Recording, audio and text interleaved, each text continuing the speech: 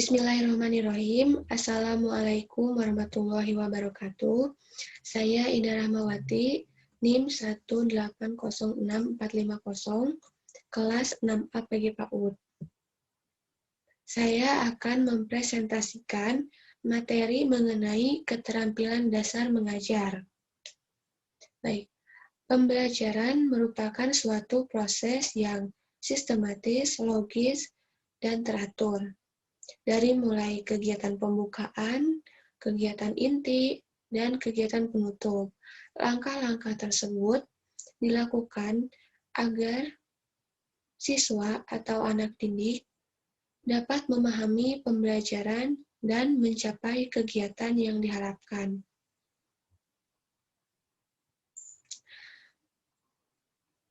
Untuk melaksanakannya, dibutuhkan suatu keterampilan dari seorang guru. Keterampilan tersebut adalah keterampilan dasar mengajar atau teaching skill, yaitu bentuk-bentuk perilaku khusus dan mendasar yang harus dimiliki oleh seorang guru agar dapat melaksanakan tugasnya secara profesional.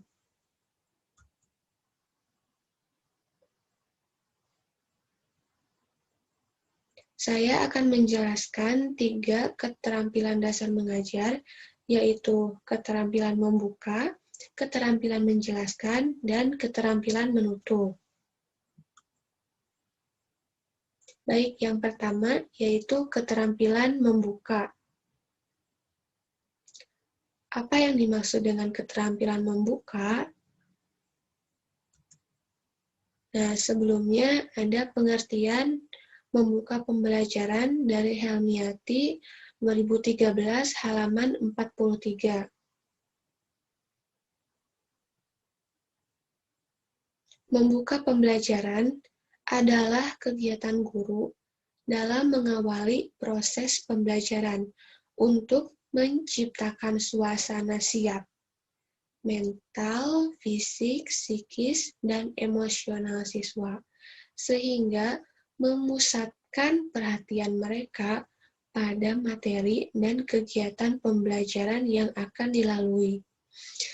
Dari pengertian tersebut, kita dapat simpulkan bahwa keterampilan membuka pembelajaran merupakan suatu kemampuan guru untuk mengawali proses pembelajaran dengan menciptakan suasana siap, baik itu secara mental, fisik, psikis, maupun emosionalnya, sehingga siswa dapat memusatkan perhatiannya pada pembelajaran yang akan dilakukan.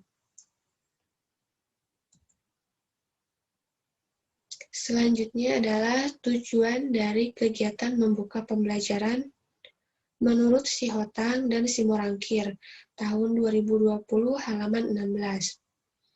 Tujuan yang pertama yaitu untuk membangkitkan motivasi dan perhatian peserta didik. Ya, jadi kegiatan membuka pembelajaran ini adalah untuk membangkitkan motivasi atau dorongan dan perhatian peserta didik pada pembelajaran. Yang kedua, untuk menyiapkan mental peserta didik untuk memasuki kegiatan inti pembelajaran. Ya, sebagaimana tadi dijelaskan dalam pengertian membuka pembelajaran, bahwa kegiatan membuka ini adalah untuk menyiapkan mental. Yang ketiga yaitu agar peserta didik memahami kegiatan pembelajaran secara utuh. Yang keempat, untuk mengingatkan peserta didik akan hubungan antara pengalaman atau pengetahuan yang sudah dimiliki atau diketahui dengan yang akan dipelajari. Dan yang kelima, untuk memberikan gambaran tentang pendekatan atau metode yang akan diterapkan pada proses belajar.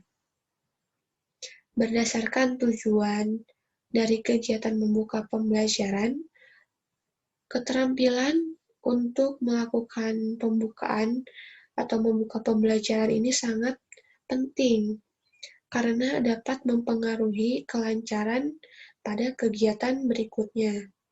Jika pembukaannya baik dan dapat mengkondisikan siswa, maka pembelajaran akan berlangsung kondusif. Sementara jika pembukaan tidak dapat mengkondusifkan siswa atau tidak dapat mengkondisikan entah itu mentalnya, fisik maupun psikis, maka guru akan mengalami kesulitan dalam mengkondusifkan siswa pada kegiatan berikutnya.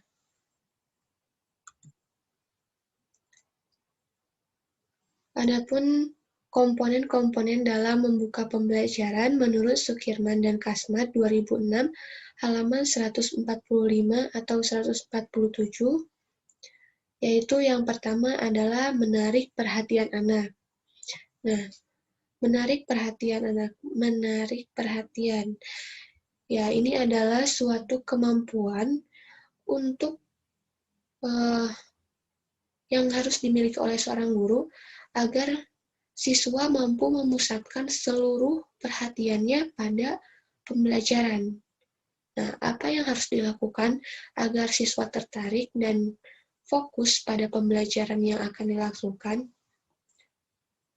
Berikut adalah cara menarik perhatian anak menurut Sukirman dan Kasmat 2006, halaman 145. Yang pertama yaitu gaya mengajar guru. Nah, gaya mengajar. Yang dimaksud di sini adalah guru harus memvariasikan entah itu posisi atau suara, lalu penampilan sesuai dengan sebagaimana pendidik harus tampil. Ya, karena gaya atau penampilan itu sangat mempengaruhi ketertarikan siswa pada pembelajaran.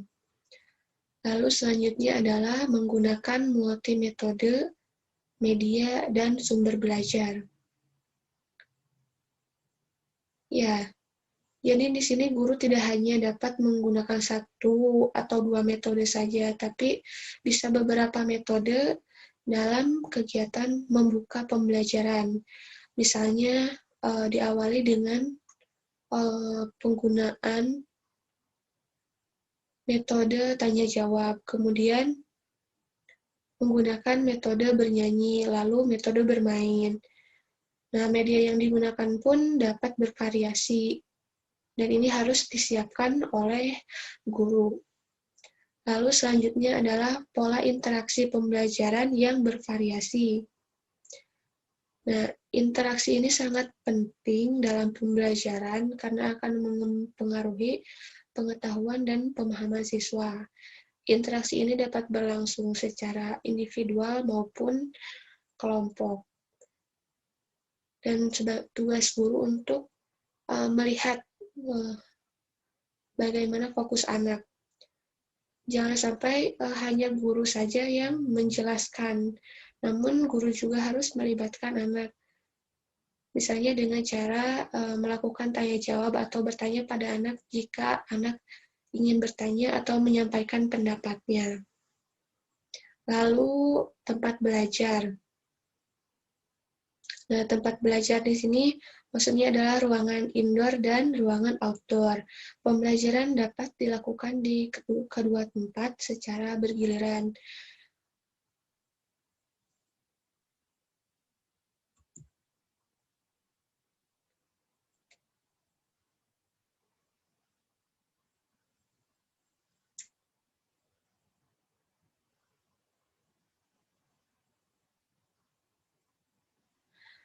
Nah, yang kedua yaitu menumbuhkan motivasi siswa.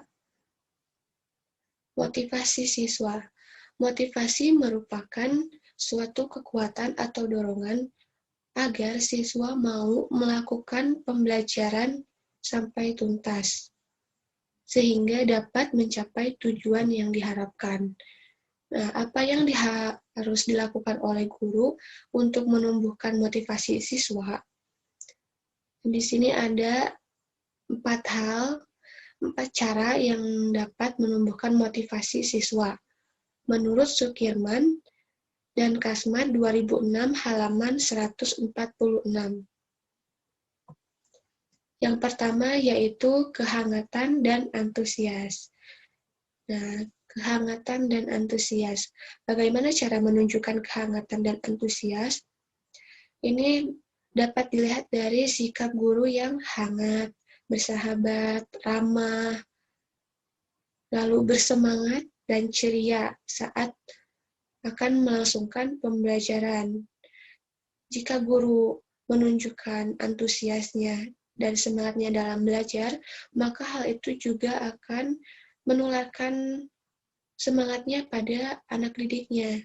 Dan jika sebaliknya guru tidak bersemangat, lemah lesu gitu, tidak menunjukkan antusiasnya, maka anak didiknya pun tidak akan termotivasi untuk belajar dan malah malas gitu untuk melakukan pembelajaran. Lalu yang kedua adalah menimbulkan rasa ingin tahu. Sebagaimana yang kita ketahui bahwa salah satu karakteristik anak usia dini adalah memiliki rasa ingin tahu yang tinggi. Hal ini dapat dimanfaatkan oleh guru atau pendidik sebagai orang dewasa untuk mengarahkan rasa ingin tahunya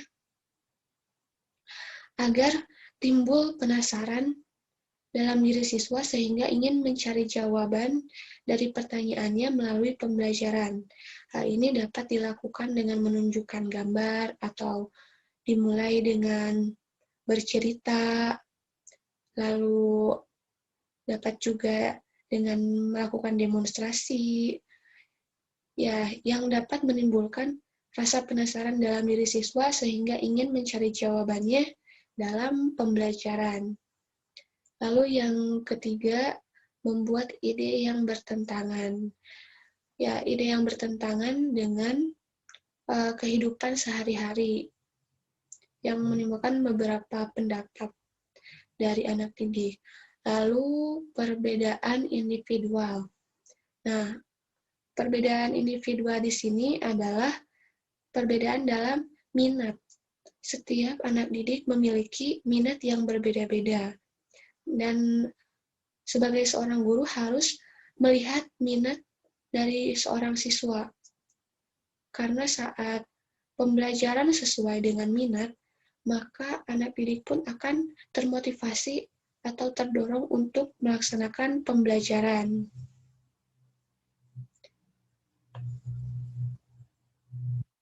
Lalu selanjutnya yaitu komponen yang ketiga adalah memberi acuan. Memberi acuan merupakan kegiatan untuk memberikan gambaran atau deskripsi singkat mengenai pembelajaran yang akan dilaksanakan.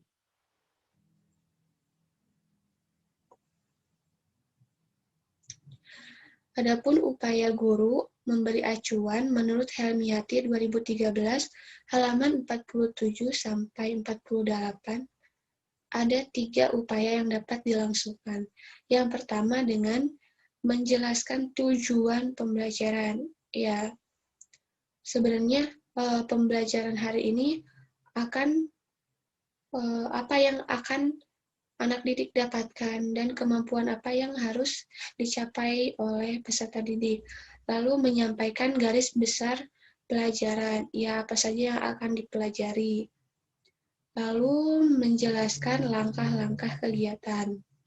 Nah, dari ketiga hal tersebut, diharapkan dapat memberikan gambaran bagi peserta didik mengenai pembelajaran yang akan dilaksanakan, yaitu dari menjelaskan tujuan, menyampaikan garis besar pembelajaran, lalu menjelaskan langkah-langkah kegiatan pembelajaran. Baik, yang keempat yaitu membuat kaitan. Membuat kaitan maksudnya itu guru harus membuat atau mengaitkan pembelajaran yang akan dilaksanakan dengan pengalaman atau pengetahuan yang sudah dimiliki oleh siswa. Nah, berikut contoh upaya guru dalam membuat kaitan menurut Helmiati 2013 halaman 48. Ya, yang pertama yaitu meninjau kembali sampai seberapa jauh materi yang sudah dipelajari sebelumnya dapat dipahami oleh siswa. Ya, jadi untuk mengaitkan pembelajaran itu dapat dengan bertanya kepada siswa apa yang sudah dipahami dari pembelajaran sebelumnya, lalu membandingkan pengetahuan lama dengan yang akan disajikan. Nah, hal ini dapat dilakukan dengan cara bertanya kepada siswa terkait materi sebelumnya dan jika masih dalam satu tema yang sama, dapat membandingkan pengetahuan yang lama dengan yang akan disajikan. Keterkaitannya bagaimana?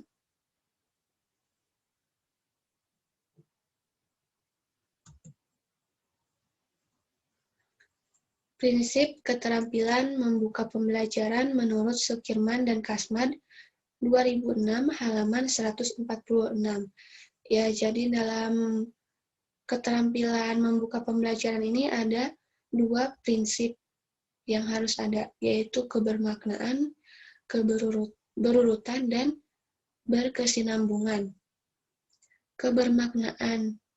Kebermaknaan ini berkaitan dengan pengalaman pribadi anak yang sudah dialaminya. Jadi dalam membuka pembelajaran itu harus melihat pengalaman pribadi anak, pengetahuan yang sudah dimilikinya, sehingga dapat berguna untuk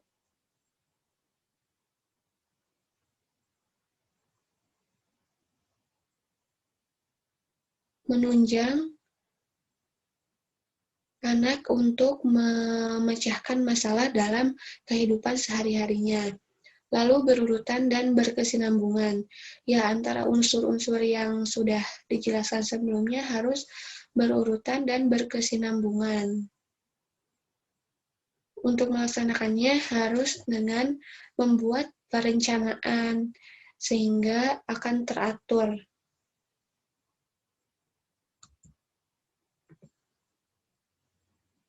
Lalu keterampilan yang kedua adalah keterampilan menjelaskan.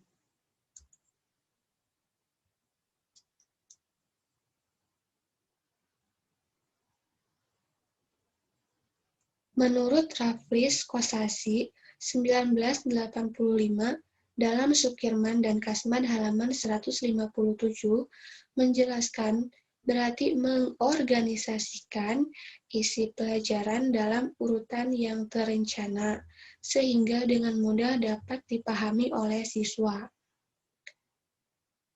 Baik, berarti menjelaskan itu mengorganisasikan isi pelajaran agar dapat dipahami oleh siswa.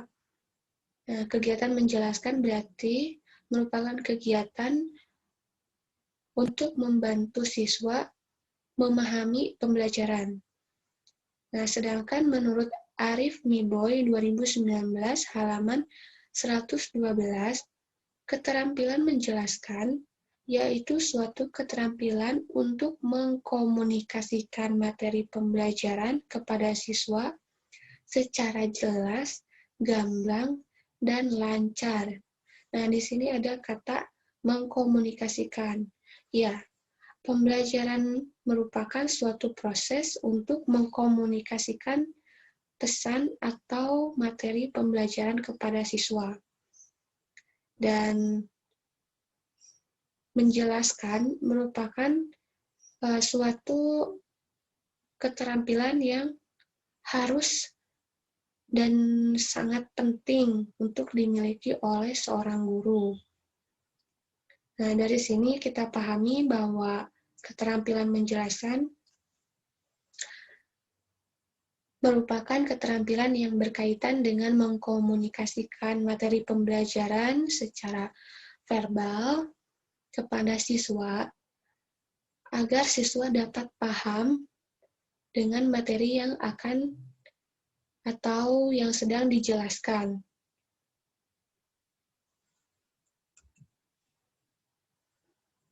Tujuan keterampilan menjelaskan menurut si Hotang dan si Morangkir. Halaman 2020, tahun 2020, halaman 21 sampai 22. Yang pertama adalah agar membuat peserta didik berpikir logis, kritis, dan sistematis. Ya, karena tujuannya adalah untuk membuat paham, untuk membuatnya menjadi logis, kritis, dan sistematis. Lalu selanjutnya untuk menanamkan sikap berpikir positif dan konstruktif ke peserta didik.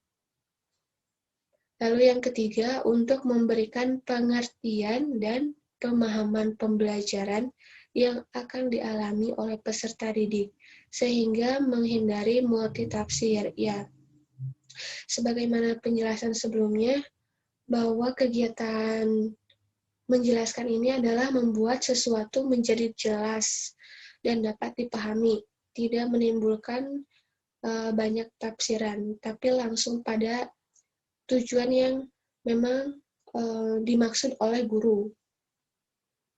Lalu yang keempat, untuk melatih peserta didik mandiri dalam proses belajar dan dapat menentukan keputusan. Lalu selanjutnya adalah untuk melibatkan peserta didik dalam memecahkan masalah.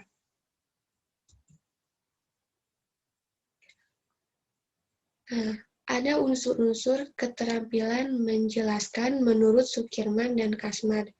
Tahun 2006 halaman 158 sampai 159.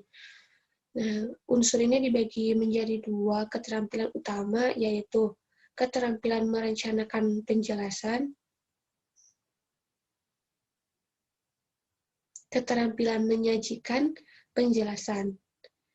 Nah, jadi ada merencanakan, ada menyajikan. Nah, kalau keterampilan merencanakan penjelasan ini berkaitan dengan perencanaan pembelajaran. Yang pertama itu merencanakan pesan atau materi. Ya, jadi pesan atau materi pembelajaran yang diberikan harus sesuai dengan tingkat usia anak, sesuai dengan karakteristik anak, dan harus jelas serta terbukti kebenarannya. Jangan sampai memberikan materi yang guru sendiri tidak tahu kebenarannya. Jadi dalam hal ini tidak bisa asal memberikan materi saja. Dalam perencanaan ini harus benar-benar matang dan terbukti kebenaran dari materi yang disampaikan. Lalu selanjutnya adalah merencanakan saluran atau media untuk menjelaskan, baik itu persiapan dalam media secara komunikasi verbal, yaitu artikulasi. Nah, itu guru bisa mempersiapkannya. Lalu media alat bantu seperti APE untuk membantu menjelaskan pembelajaran. Lalu yang ketiga, menganalisis karakteristik siswa. Nah, sebelum menyajikan penjelasan, alangkah baiknya guru menganalisis karakteristik siswa. Dalam hal ini adalah anak usia dini, entah itu karakteristik anak usia dini atau karakteristik belajar anak usia dini. Nah, karena kan karakteristik anak usia dini itu sangat banyak ya, harus disesuaikan. Setiap tingkat usia memiliki karakteristik yang berbeda-beda. Lalu selanjutnya, setelah merencanakan, ada keterampilan menyajikan penjelasan. Nah, setelah merencanakan pesan atau materi yang terbukti kebenarannya dan sesuai untuk anak, lalu menyiapkan saluran, dan sudah dianalisis sesuai dengan karakteristik siswa, maka tahap selanjutnya menyajikan penjelasan. Ada poin yang pertama yaitu kejelasan. Kejelasan dari materi yang akan disampaikan. Saat menyajikan penjelasan, sangat penting untuk memperhatikan tutur kata, tata bahasa, dan penggunaan istilah-istilah. Jika kita menggunakan istilah asing, kita harus sebagai guru harus menjelaskannya secara rinci dengan benar kepada anak dengan bahasa yang dipahami olehnya. Lalu jangan sampai menjelaskan dengan tersendat-sendat seperti kata oh iya, apa, dan seperti itu. Jadi harus lancar. Nah, selanjutnya adalah contoh dan ilustrasi. Nah, saat menyajikan penjelasan, alangkah baiknya guru menyajikan juga contoh dan ilustrasi yang secara konkret berkaitan dengan kehidupan nyata anak, agar anak dapat lebih memahami pembelajaran atau materi yang disampaikan. Karena anak usia dini belajar secara konkret. Lalu memberi acuan. Memberikan penekanan pada pembelajaran atau materi inti yang sudah dipersiapkan, yaitu penekanan-penekanan yang sesuai dengan tujuan pembelajaran yang memang harus dipahami oleh siswa. Misalkan materinya hari ini adalah tema binatang, yaitu rusa. Dalam tujuan atau indikator atau kemampuan yang harus dicapai oleh siswa, siswa harus memiliki kemampuan untuk mengklasifikasikan atau harus memiliki pemahaman mengenai perbedaan antara rusa jantan dengan yang betina. Nah, ini bisa sedikit diberi penekanan dengan cara mengulang-ulang apa yang disampaikan oleh guru mengenai rusa jantan dan betina untuk menambah pemahamannya. Lalu yang keempat adalah balikan atau feedback. Balikan atau feedback ini merupakan sesuatu yang penting dan dapat dilakukan dengan cara bertanya pada anak apakah anak sudah paham atau belum dengan materi yang dijelaskan.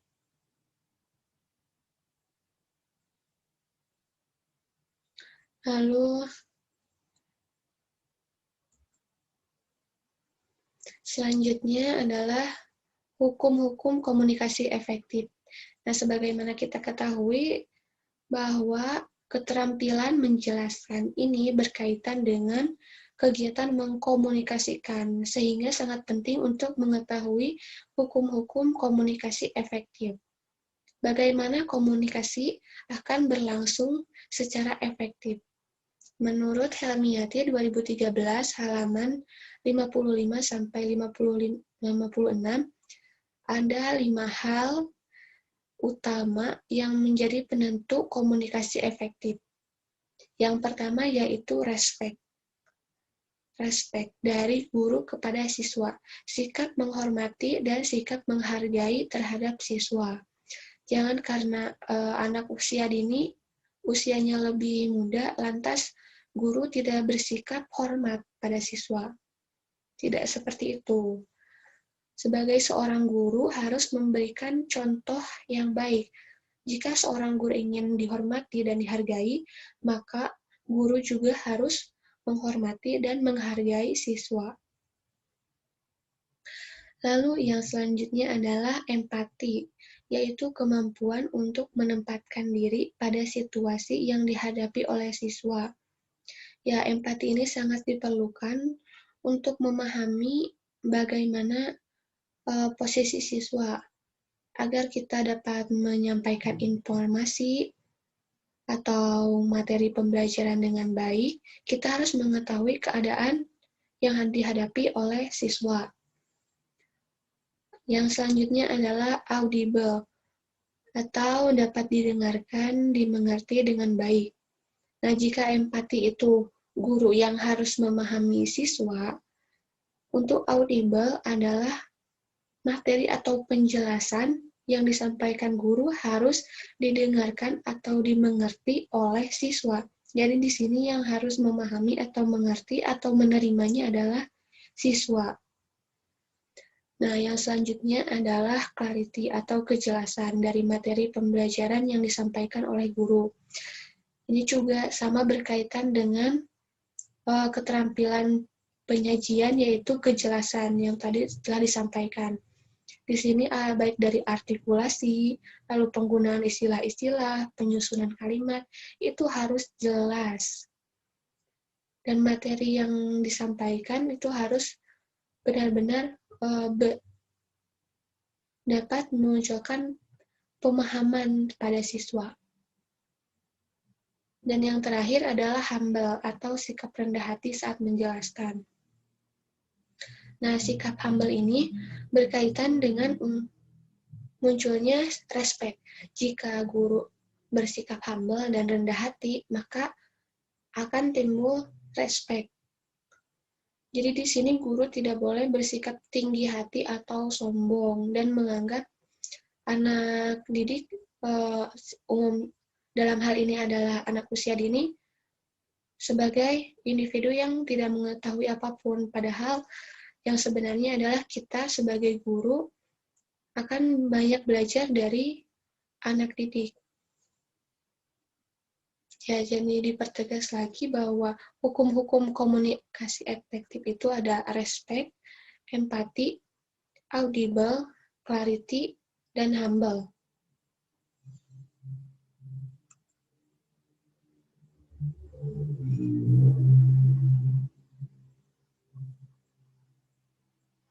Selanjutnya yaitu prinsip keterampilan menjelaskan. Menurut Sukirman dan Kasmat, 2006 halaman 160 sampai 161. Nah, dalam menyampaikan penjelasan itu ada prinsip-prinsip yang harus dipatuhi oleh guru. Yang pertama yaitu keterkaitan dengan tujuan dan kompetensi. Nah, penjelasan yang disampaikan itu harus bertolak pada tujuan dan kompetensi yang sudah ditetapkan. Jadi saat merencanakan pembelajaran, sebelumnya guru sudah menentukan tujuan khusus yang harus disampaikan atau yang harus dicapai oleh anak didik. Nah, dalam menjelaskan materi itu harus mengacu pada tujuan yang sudah ditetapkan. Lalu selanjutnya, relevan antara penjelasan dengan materi dan karakteristik siswa. Iya, penjelasan yang disampaikan pun harus sesuai dengan materi yang sudah dipersiapkan, yang sesuai dengan karakteristik siswa. Karena tentunya penjelasan untuk anak SD, SMA dengan anak usia dini tentu akan berbeda, materi yang disampaikannya pun akan berbeda.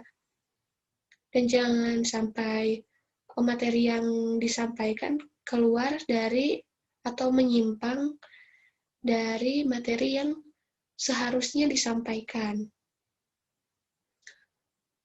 Selanjutnya yaitu kebermaknaan. Ya, sebagaimana yang sebelumnya sudah dijelaskan bahwa kebermaknaan ini berkaitan dengan pemahaman atau pengalaman yang dimiliki oleh individu. Individu di sini adalah anak usia dini. Agar anak bisa memahami dan mengaplikasikannya pada kehidupan sehari-hari untuk memecahkan masalah dalam kehidupan sehari-hari, maka pembelajaran atau penjelasan yang dijelaskan harus mengandung kebermaknaan yang mengaitkan antara pengalaman yang sudah dimiliki dengan pengetahuan yang akan didapatkan. Lalu yang selanjutnya adalah prinsip dinamis. Ya, dalam menjelaskan itu harus dinamis, yang artinya tidak membosankan. Di sini guru harus bersikap fleksibel, dan selalu memonitoring siswa apakah penjelasan yang disampaikan itu mampu untuk memberikan pemahaman kepada siswa atau tidak. Dan yang terakhir, penjelasan dapat disampaikan di awal, tengah, ataupun di akhir pertemuan. Nah, ini disesuaikan dengan keperluan. Jadi kondisional.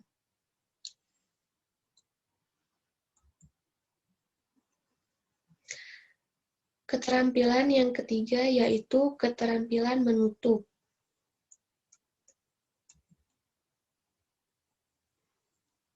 Menutup pembelajaran dapat diartikan sebagai kegiatan yang dilakukan oleh guru untuk mengakhiri pembelajaran dengan maksud untuk memberikan gambaran menyeluruh tentang apa yang telah dipelajari peserta didik, menurut Sihotang dan Simorangkir 2020 halaman 61.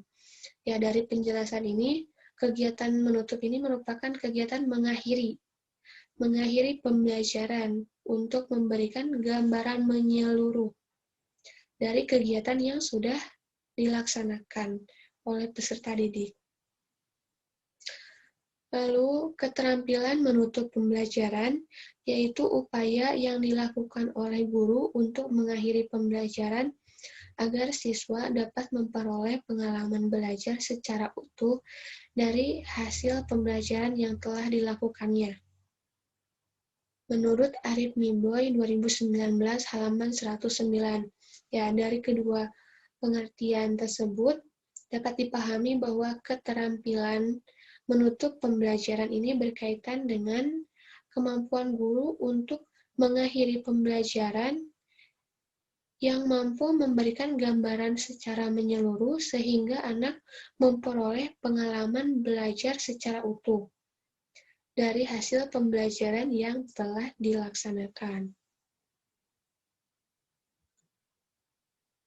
Nah, adapun tujuan menutup pembelajaran yaitu ini tujuan pembelajaran menurut Sukirman dan Kasmat 2006 halaman 151. Tujuan yang pertama yaitu untuk memberikan pemahaman yang utuh. Ini sesuai dengan definisi dari keterampilan menutup, yaitu untuk memberikan pemahaman yang utuh terhadap materi pokok atau kegiatan pembelajaran yang telah dilakukan. Yang kedua, memantapkan pemahaman siswa terhadap materi pokok atau kegiatan pembelajaran yang telah dilakukan. Jadi memantapkan pemahaman. Yang pertama yaitu pemahaman yang utuh, yang kedua memantapkan pemahaman. Jadi lebih dimantapkan lagi, lebih diyakinkan lagi terhadap pemahaman yang telah dimilikinya. Lalu yang ketiga, untuk mengetahui tingkat pencapaian hasil pembelajaran yang telah diperoleh siswa. Ya, dalam kegiatan penutup ini ada tujuan untuk mengetahui tingkat pencapaian hasil pembelajaran yang telah diperoleh siswa, sekaligus berfungsi sebagai umpan balik bagi guru. Yang keempat, untuk memberikan tindak lanjut yang diperlukan sesuai dengan proses dan hasil pembelajaran yang telah dicapai.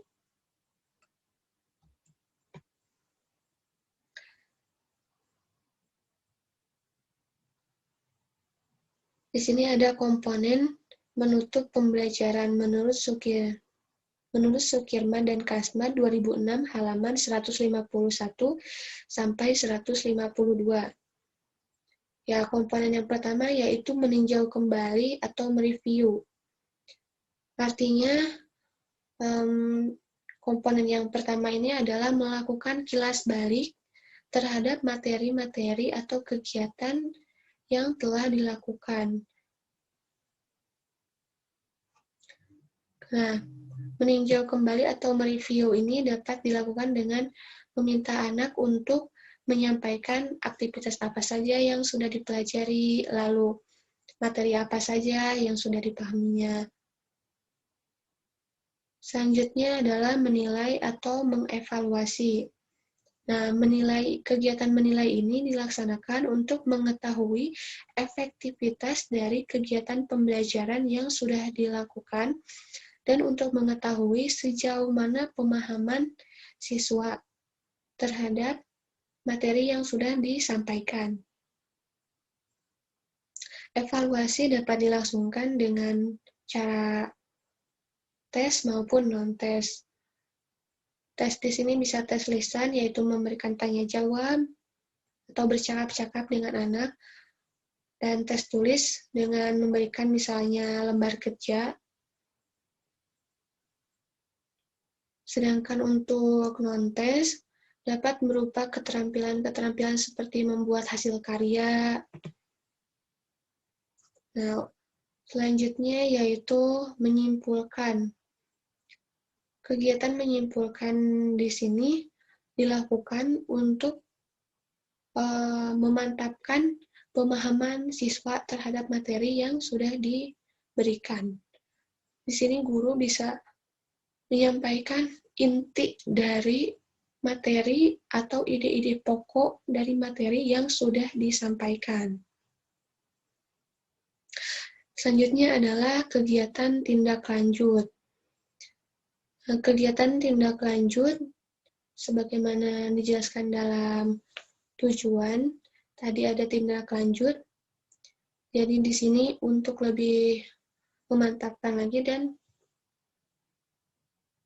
agar siswa bisa lebih paham dengan materi pada pertemuan hari itu. Adapun tindak lanjut yang dapat dilakukan misalnya dengan pemberian tugas-tugas proyek atau melakukan observasi yang tentu dengan bimbingan guru.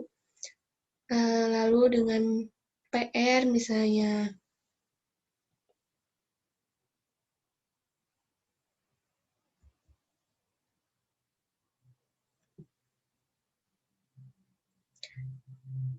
Sama seperti halnya dengan keterampilan membuka, ada prinsip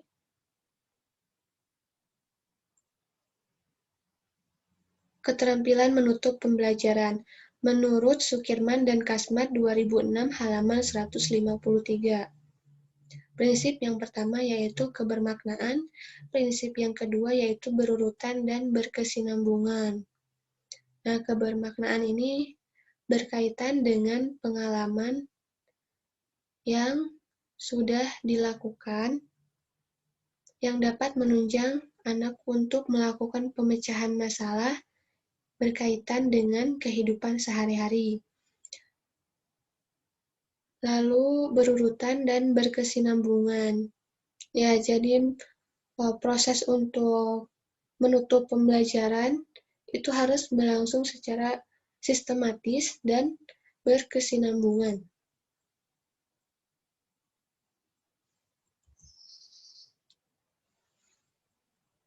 Jadi, keterampilan dasar mengajar merupakan suatu keterampilan khusus dan mendasar yang harus dimiliki oleh setiap guru, baik itu keterampilan membuka, keterampilan menjelaskan, maupun keterampilan menutup. Sehingga guru dapat melaksanakan tugasnya dengan lebih profesional dan peserta didik pun dapat melaksanakan pembelajaran dan memahami pembelajaran dengan lebih baik. Keterampilan membuka ini dapat membantu siswa untuk memiliki gambaran awal akan pembelajaran yang dilangsungkan. Lalu, untuk keterampilan menjelaskan, ini memperjelas materi yang disampaikan sehingga anak lebih paham terhadap materi dan mampu untuk mencapai tujuan yang ditetapkan. Lalu untuk keterampilan menutup, ini memberikan gambaran menyeluruh atau gambaran utuh mengenai pembelajaran-pembelajaran yang sudah dilaksanakan atau dilakukan. Sekian yang dapat saya sampaikan. Wassalamualaikum warahmatullahi wabarakatuh. Terima kasih.